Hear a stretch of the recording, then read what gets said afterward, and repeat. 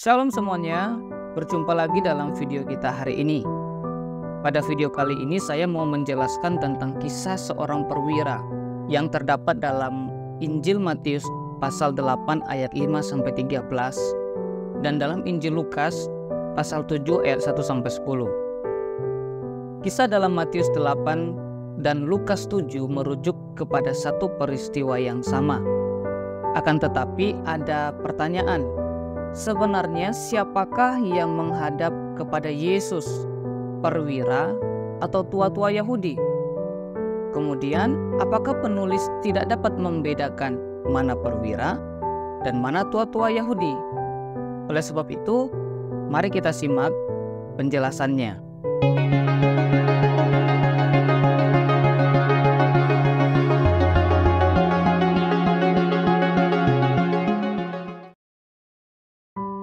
Ini sama, hanya jika kita membedakan sedikit, kisah ini ada perbedaan antara versi Matius pasal 8 dan Lukas pasal 7.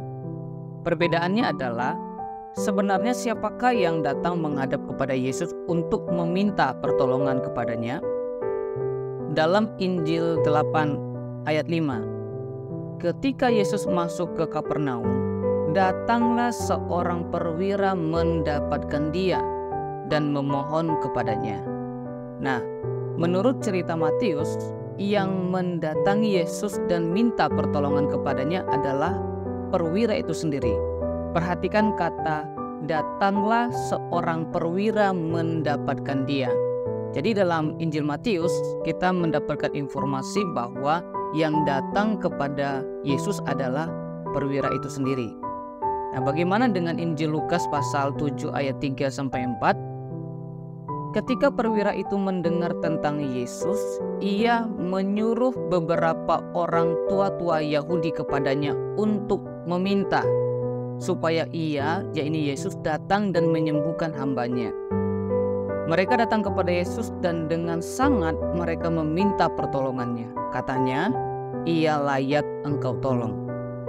Nah, dalam Injil Lukas, kita mendapatkan informasi bahwa bukan perwira itu yang menghadap Yesus, melainkan ia menyuruh beberapa tua-tua Yahudi.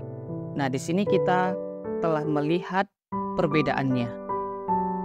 Oleh sebab itu, bagaimana kita dapat memahami kisah ini?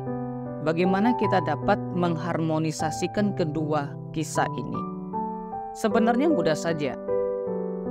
Pada waktu itu ada budaya, misalnya saja, contohnya, Pak Stef dapat dikatakan melakukan sesuatu walaupun bukan Pak Stef yang melakukannya.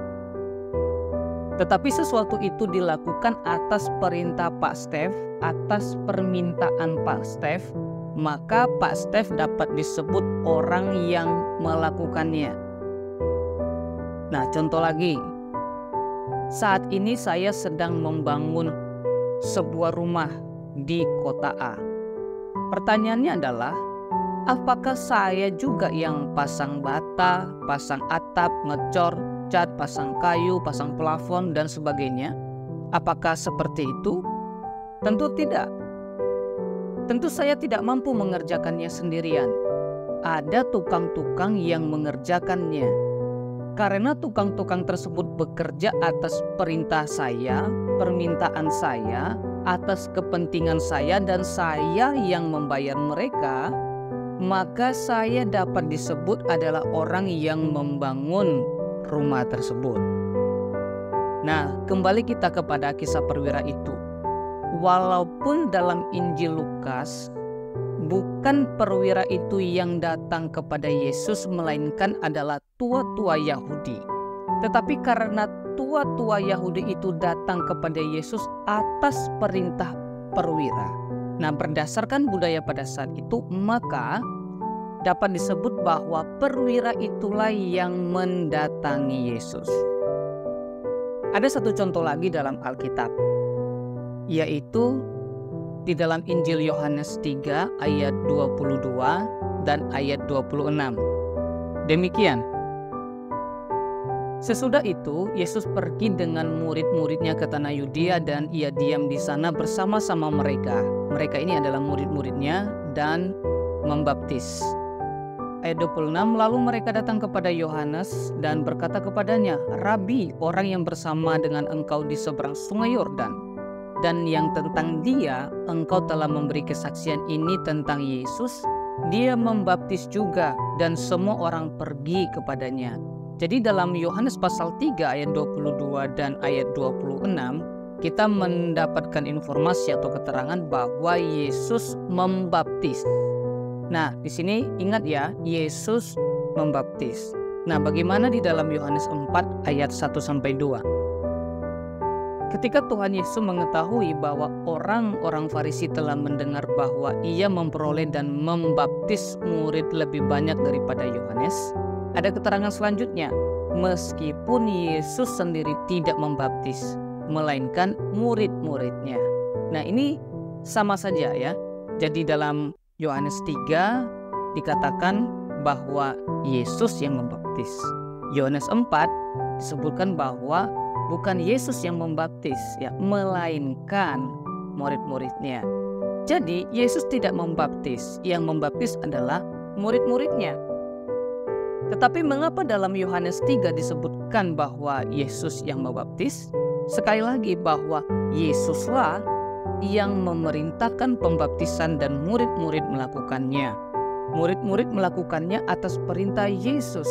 Maka sekalipun murid-murid yang membaptis dalam Yohanes 3 disebut Yesus membaptis.